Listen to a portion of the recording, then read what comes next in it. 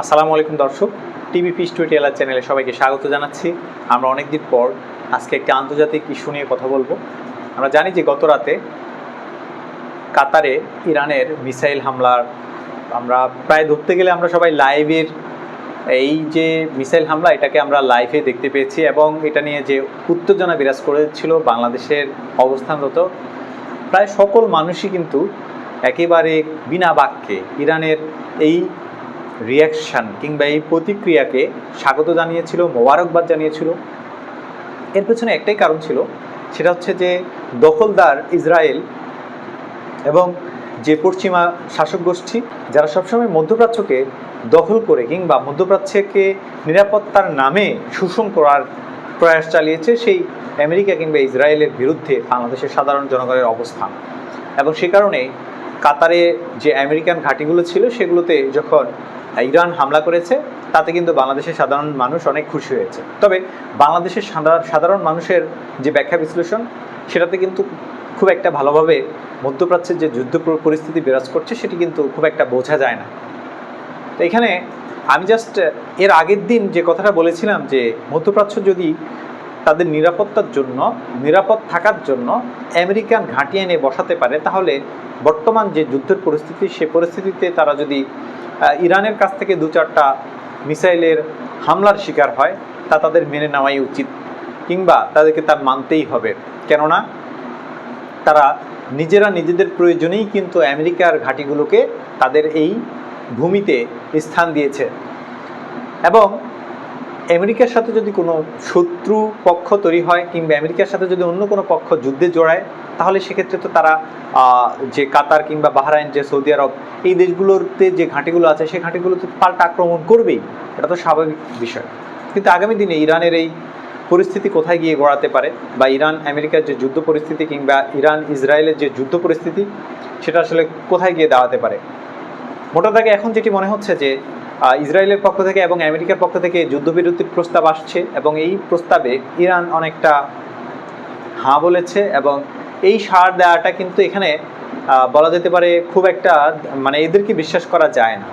আর Iran নিশ্চয়ই এই বিষয়টা অবগত রয়েছে, কেননা বিগত সময়েও কিন্তু ফিলিস্তিনের সাথে কিংবা হামাসের সাথে কিংবা লেবাননের সাথে বারবার ইসরায়েল কিন্তু যুদ্ধবিরতির ঘোষণা দিয়েছিল বা যুদ্ধবিরতিতে গিয়েছিল, কিন্তু তারা আসলে যুদ্ধবিরতি মানেনি, বরং তারা যেটা কথা দেয় সেটার উল্টোটা করে। তারা যেটা মুখে বলে তার বিপরীতে তারা কাজ করে। তো কাজেই ইরানের সাথে যদি আমেরিকা কিংবা ইসরায়েলের কোনো যুদ্ধবিরতির চুক্তি হয়, ধরে নিতে হবে যে আগামী কয়েক বছরের মধ্যেই কিন্তু সেটা ভেস্তে যাবে এবং অবশ্যই একটা মহাযুদ্ধের সূচনা ঘটাবে। এর পেছনে অনেকগুলো কারণ রয়েছে। কারণ মধ্যপ্রাচ্যের যে পরিস্থিতি এখন সৃষ্টি হয়েছে কিংবা জনগণের মনের মধ্যে যে পরিস্থিতি বিরাজ করছে সেটি কিন্তু মধ্যপ্রাচ্যকে শান্ত হয়ে থাকতে দিবে না, বরং মধ্যপ্রাচ্যের মধ্যে যেহেতু কোনো দেশকেই মোটা দাগে স্বাধীন বলা চলে না, আমি যেটা মনে করি যে পুরো পৃথিবীতে 5টি রাষ্ট্র হচ্ছে স্বাধীন রাষ্ট্র। একটা হচ্ছে যুক্তরাজ্য, ফ্রান্স, চীন এবং রাশিয়া। এই 5টি রাষ্ট্রই মূলত পৃথিবীতে স্বাধীন।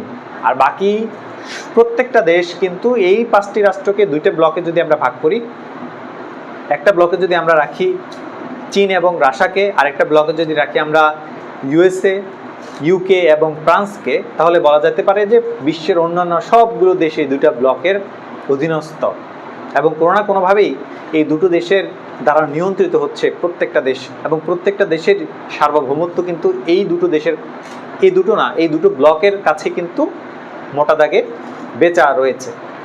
এই যে প্রত্যেকটা রাষ্ট্রের স্বাধীনতা, সার্বভৌমত্ব বিকৃত হয়ে থাকা, সেটা কিন্তু খুব চারটিখানি সহজ কথা নয়। 100 বছর পেরিয়ে গিয়েছে প্রথম বিশ্বযুদ্ধের পর।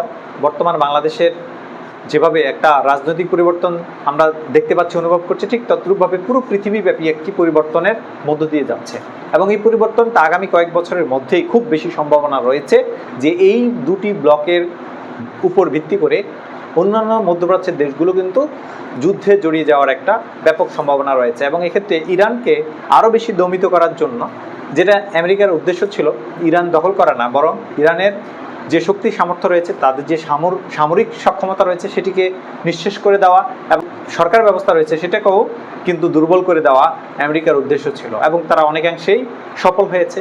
এবং ইরান যদি এই যুদ্ধবিরতিতে যদি চুপ করে থাকে এবং সে যদি আগামী দিনের যুদ্ধের প্রস্তুতি না নিতে পারে, তাহলে নিশ্চয়ই আবারও খুব নিকট ভবিষ্যতেই কিন্তু ইরান আবারও আমেরিকার আঘাতের কিংবা ইসরায়েলের হামলার শিকার হবে এবং সেখান থেকে হয়তোবা পিঠ সোজা করে দাঁড়ানোটা ইরানের জন্য অনেক বেশি কঠিন হয়ে পড়বে। কাজেই এখন একটি সুযোগ সৃষ্টি হয়েছে, এই সুযোগটাকে কাজে লাগাতে পারলেই ইরান হয়তো বা আগামী দিনে যদি কোনো বিশ্বযুদ্ধ কিংবা মহাযুদ্ধের সূচনা হয়, সেই মহাযুদ্ধে কিংবা সেই বিশ্বযুদ্ধে তারা কিন্তু শক্তিমত্তার সাথে পরাশক্তির মতো মাথা উঁচু করে দাঁড়িয়ে থাকতে পারবে ইনশাআল্লাহ।